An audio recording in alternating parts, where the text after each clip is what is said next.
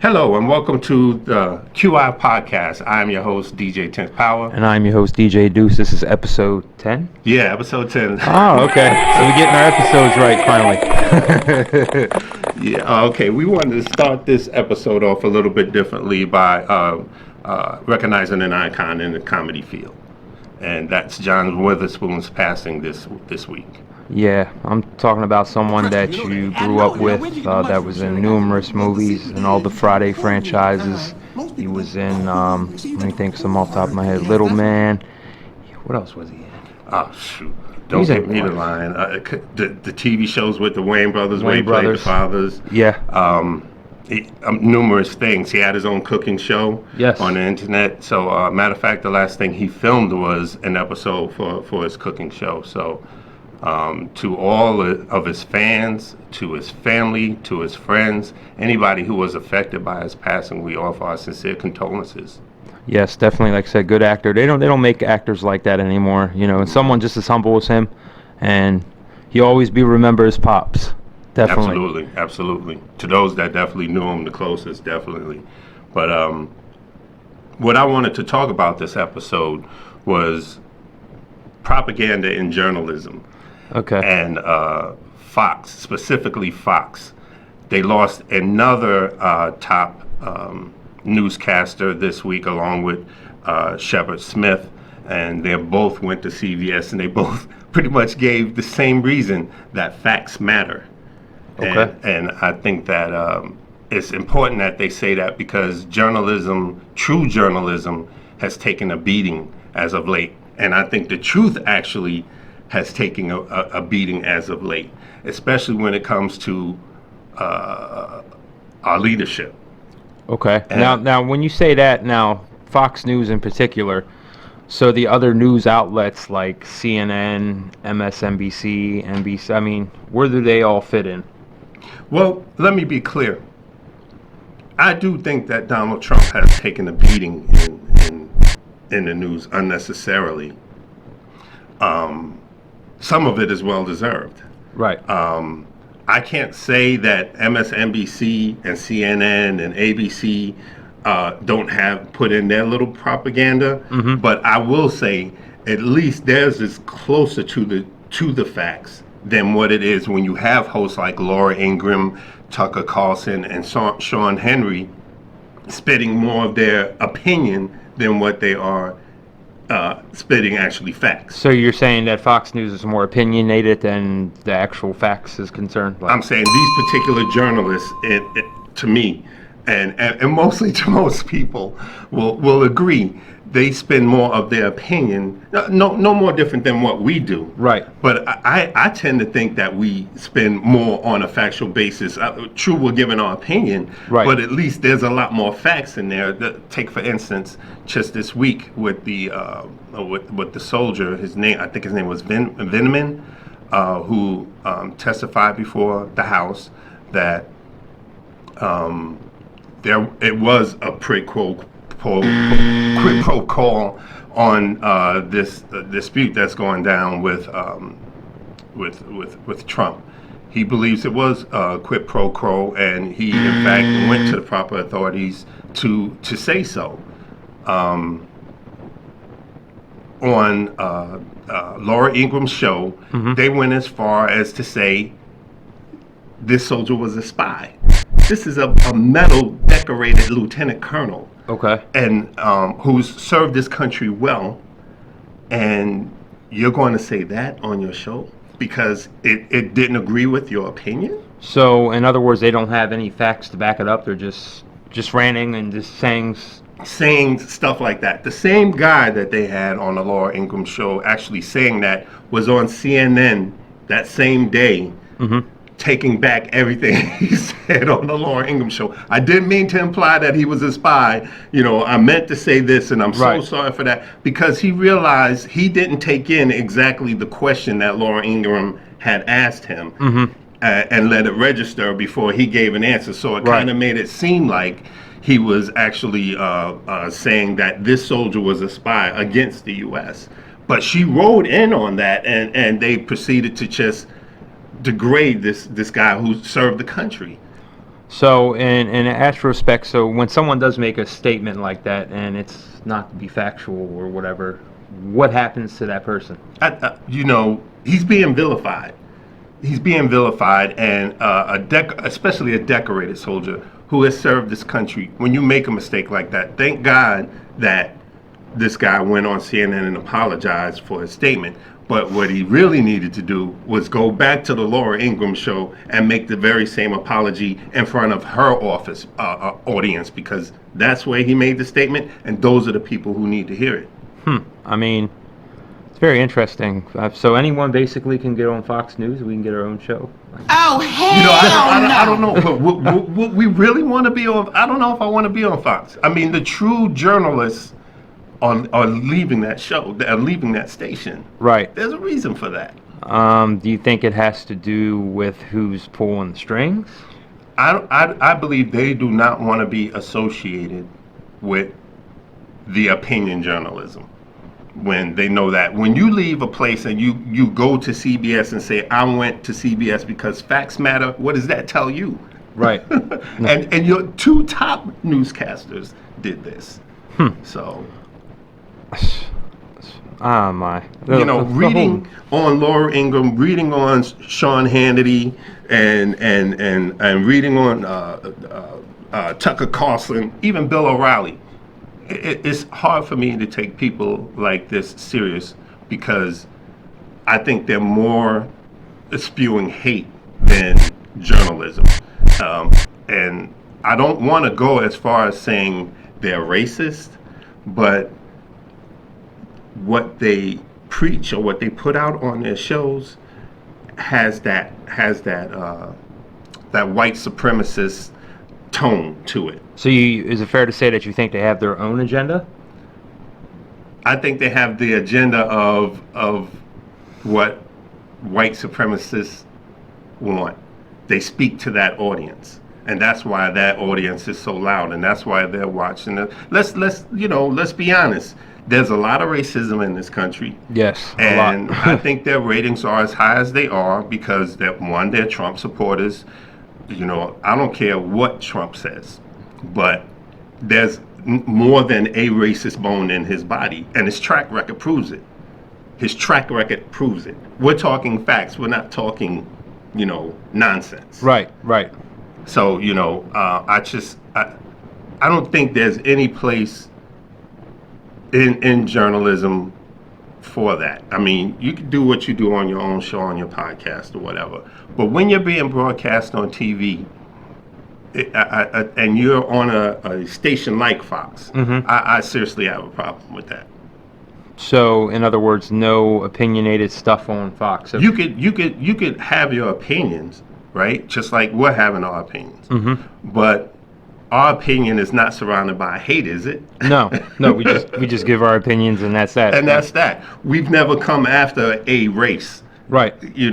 We've never come after Muslims. We never come at Mexicans or anybody like that and put them all in one bag and said they're rapists or they're this or they're that. When you do that in front of an audience, and you don't know all Mexicans to make that kind of statement. Right. That's like me saying all blacks are on welfare. That's as dumb as me making a statement like Kanye made this week. What was the dumb statement he made? Blacks are brainwashed to vote Democrat. That's an insult. That's an insult. You could be a Trump supporter because you may be in the same tax bracket with him, right? And that works for you. But to say that all blacks are brainwashed and they vote Democrat and they want to abort babies, come on, man. How irresponsible is that?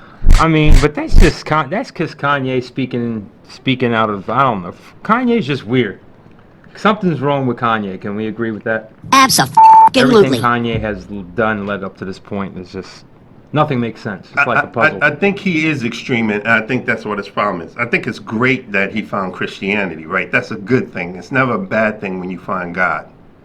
But then when you take that and you automatically start judging people based on your opinion and not fact, then it becomes a problem. First of all, as a Christian, you shouldn't be judging, right? Right. But that's exactly what you're doing when you barrel all blacks into one bag and say, oh well, y'all all vote Democrat because of whatever. I think Trevor Noah said it best on his show the other day. Maybe people vote for what best possible works for them. Right. That, to me, just is a little bit of common sense. Yeah, that Right. kind of makes sense to me. So if you vote for Trump, it's because you feel like he represents you in the best possible way for you to progress in your life, right? Right. And there's nothing wrong with that. Right. That's how everyone should be voting. Exactly. But I do believe, in my personal opinion, that a certain segment votes for Trump because he has those racial overtones. Right. I agree to that. I mean, yeah. There's really no denying that, and it just if you watch and listen to everything, it's pretty clear in the open. I mean, Yeah, and getting back to these journalists like Laura Ingraham, she was against being gay, being lesbian, what have you, until she found out her own brother was gay. right now I do know that. Then it becomes the switch. Okay, now it's okay. So, were you ever really had a problem with somebody being gay because Right. you were able to switch so quickly? So then shouldn't you be able to do that with everything else or everybody else once you truly find out the character of a person? You would think so, but that is not always the case. No, and it's not. And there was another story ran on CNN about a young lady who joined a hate group, and she found out quickly as she made her way through the ranks that it wasn't what she thought it was, and they even the men in this group that hate Jews, hate blacks, hate people of color, they even treat women as their inferior. And that was the wake-up call for her, and she had to be honest with herself, and it's like, my God, what have I done? I've actually recruited women to join this group, and Right. we're treated like trash, and I'm actually a racist. And that's when she realized, I have to quit this. Right. I mean, so how does one identify themselves as a racist? Do you just wake up in the morning, look in the mirror, and say, you know what? I'm racist. I think the No, key son. word is recruit. Just like you recruit somebody for the military, you take somebody that doesn't have a good sense of self, that can be brainwashed, and then you go for them. You sell them your whole thing, and you make it subtle.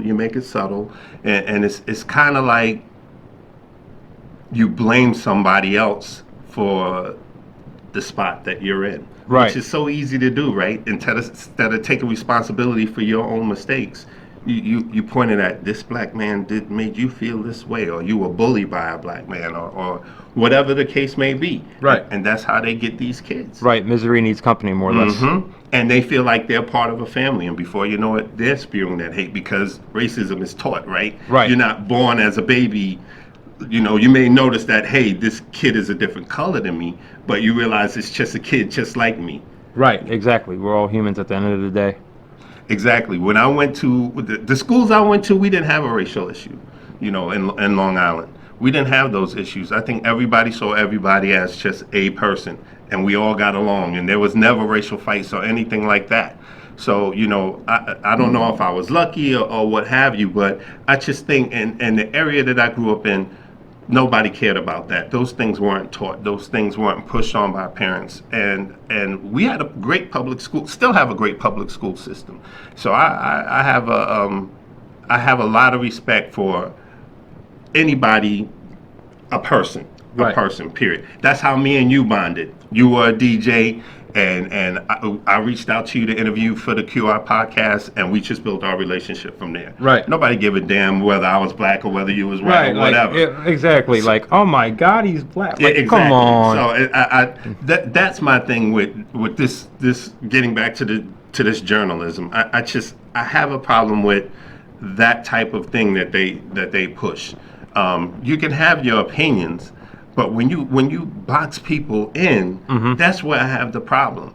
And Tucker Carlson says he's not racist. Laura Ingraham says she's not racist. Sean Hannity says he's not racist. Okay, maybe you're not racist. I can buy that. But I do believe you push a hate narrative. Right. And especially like if you watch some interviews just in general and people were more or less bullied when you're bullied when you're on the show. That'd be like us getting a guest and just sitting here and he'll be rebuttaling something and we just drill him with the most hateful thing. They don't allow them to talk. They cut them off and Right. they can't get their opinion out. And that's why I'm surprised certain people actually appear on that show, because I think it's a waste of time. You already know what you're going to get when you get there. Right, 2 minutes of talk if you're lucky. Yeah, if you're lucky, because they're just going to beat you down anyway, especially if your view differs with them. That's when you get the big beat down. But I just hope that, Fox really thinks about what they're doing and what they're putting out, because if Trump gets elected, I think things will only get worse. And there was another journalist that I can't remember his name, but he said it so well. If Trump is elected, we're in trouble. And reelected, I should say. And if he's not reelected, we're still in trouble, because there's going to be a problem. He's going to push a narrative that it was a phony vote or what have you. Right. And that's why I also think maybe the timing of the impeach is bad. Because next year we're in a re-election year, but you can't tell me what he did was not wrong. And this is the argument that I have with people. You think it's okay to ask another country to investigate what's potentially going to be your competition in the race to president in 2020? You think that that's actually okay? Yeah, and just when they got the leader of ISIS, and I mean, you were criticizing Obama for getting. I got the better guy than you did. Like, how childish is that? Right, it's like a sport or something, like a game. Like, haha, like these are trophies or like, exactly. That's the best way to put it. I don't. Like, but he's got to have the greatest everything, right? That's his mentality. I have the greatest economy. I'm the greatest president ever. I did this better than any other president. I got the best hotels, the best hair. I mean, yeah, exactly. And then he never takes blame or fault for anything else. If something goes wrong or something was did wrong. Oh, well, I didn't do that. I was going off the advice of this person, or somebody said this and this and this, and so I followed that. He's never the fall guy. No, never. Everything that's good, he did it. Everything that's bad, somebody else's fault. Yep. I think he has some psychological issues, but that is to be determined on the next episode. Yeah, absolutely. Let's move to music. We wanted to do some reviews on the Kanye album and the Kash Doll album. Which one did you want to start with? Start with the Kanye. Kanye's album, I actually did like. I didn't really hear The Life of Pablo. So I'm going to say, to me personally, I think this is his best work musically and rap-wise since My Beautiful Twisted Fantasy. I mean, the album, as far as the music, it's good. It's Kanye at the end of the day. You're going to get that certain type of music, but just the events leading up to the album. I mean, when I follow artists, I follow artists' trajectory.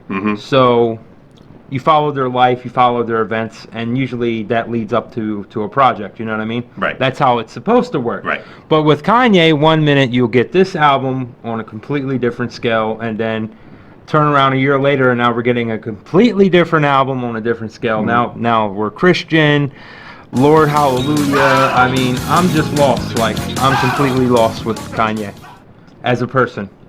We've had this discussion one time before where I was saying I was having a hard time separating the character from the art. Right. And I've said this about Marvin Gaye. I've said this about Al Green, and it was Lecrae that actually made me realize I can actually separate. He did the same thing with Kanye. I read his review on the Kanye album. He thought it was a great album. Oh, you read that? I read it this morning too. Okay. So, but he said now the stuff that he's doing, that's one thing. Right. What he's doing musically is a good album. And I was like, okay, I can do that because I am a fan of Marvin Gaye. I am a fan of Al Green.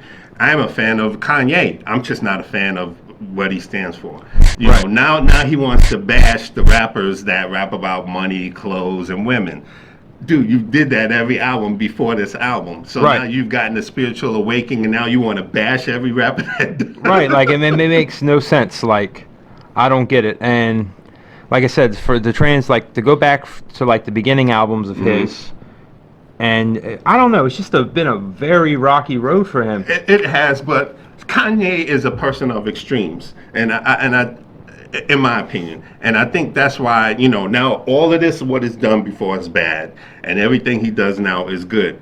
Trump, the same thing. Everything that's great happens. Right. I did it. Everything that's bad happened, somebody else did it.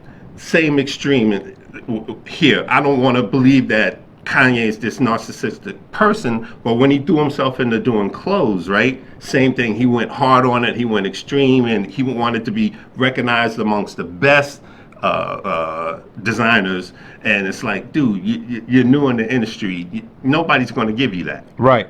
Like, you got to build up to that. Yeah, you got to earn that. Right. So, but he expected to get recognized from minute one, and that's unfair to the people who put the blood, sweat, and tears before you. You can't just come in and be great. It doesn't work like that. Even though you're Kanye, it just doesn't work that way. Right. It almost seems like to me he's still trying to follow in the steps of Jay-Z. We all are when you think about it. Right. But for someone like him that's businessman. been around him pretty much a good part of his life. Yeah. Like, if you just watching everything that he's done, it has sort of a reflection of what Jay did at one point or another in life. And even with like all the back and forth with them back in the years, like, still it's like he's following his footsteps, which I believe Kanye is richer now than Jay-Z. I don't think so. I seen a report or something on that, like he's worth more than Jay. I don't think so. Jay. Well, maybe with Kim. Maybe, but I have yet to see a report that says that Kim and Kanye together have $1 billion. I've seen that with Jay-Z and Bey. Yeah, but I haven't seen that with Kanye and Kim. Well, because according to him, he was in debt until he got his tax return of $68 million. Really? That's what he said. Yeah, we can't believe what he says. You know what? You got a point there. So, on a scale of 1 to 5, what do you give his album? Out of all fairness, and I only listened to it 2 times on 2 separate occasions, I give it a 2. I give it a 3.5. I gave it a 3.5. Okay, we'll just leave it at that. Yeah. On the Kash Doll, I was impressed with her album. I think the sequencing could have been a little different, but I love the way she started off. The disappointment for me was, the first song was definitely Revolution, and then the very next song, Strip Club, and I'm like, come on, man. We already knew. I mean, when you stuck the CD in, or however you streamed it, you already knew where we were going to eventually lead to. Right, and I knew it was going to go there, right? But I just thought, after such a powerful opening song, the next song, I got to get the Strip Club thing. Like, come on, sis. Yeah, I mean, that's the wave though now, in the rap game right now, like ass shaking. That's really it, especially in the women, like all women rappers, excluding a few, but right 95%, it's all ass shake. I get it. Can we say ass? Yeah, we can. And I think the parts of the album that I like the most is when she talked about her personal self, not in the brag rap, but her backstory of her coming up. Those are the things, and same thing I liked about Cardi. When I think she went personal on her album, those are the songs that I like the most, and those are the ones I listen to. I get it. We're going to get the shake your butt anthems, right? I get that, right? But I think what's going to give Kash Doll longevity is when she takes it away from that. Please have your strip club anthems, right? I know that's what sells, right? But give us more product than that, so that you have longevity in this business, right? And especially if you're a female coming in at this time of the game, like you have competition, serious competition, because right now the women are running things. Yeah, I definitely agree. On this album, I gave it a 3.5. I give it a 3. Yeah, I was pretty solid with it. I listened to it about 3 times, so I'm comfortable with a 3. All right, cool. I wanted to give a shout out to the Washington Nationals for winning the World Series this year. I don't watch that. So shout outs to y'all for whatever y'all won, but yeah. So the Washington Mystics brought home the trophy this year, and the Washington Nationals brought home the trophy, and I didn't expect that. I thought Houston was going to be invincible, but Washington showed what they're made of and brought home the trophy. So congratulations to them and the whole crew. And that about does it for this episode. I am your host, DJ 10th Power. And I'm your host, DJ Duce. Make sure you follow us on Instagram, Twitter, Facebook, at the QI Podcast. Or you can email us at theqipodcast@gmail.com. You can check us out on our new website, theqipodcast.com. Did I say that right? It's at gmail.com to email us. Yeah, you just screwed that all up. Yeah, www.theqipodcast.com. Definitely, that's the forefront, so make sure you check that out. And any questions, comments, concerns, you email us, please. Don't spam us. This is DJ 10th Power signing off. Peace.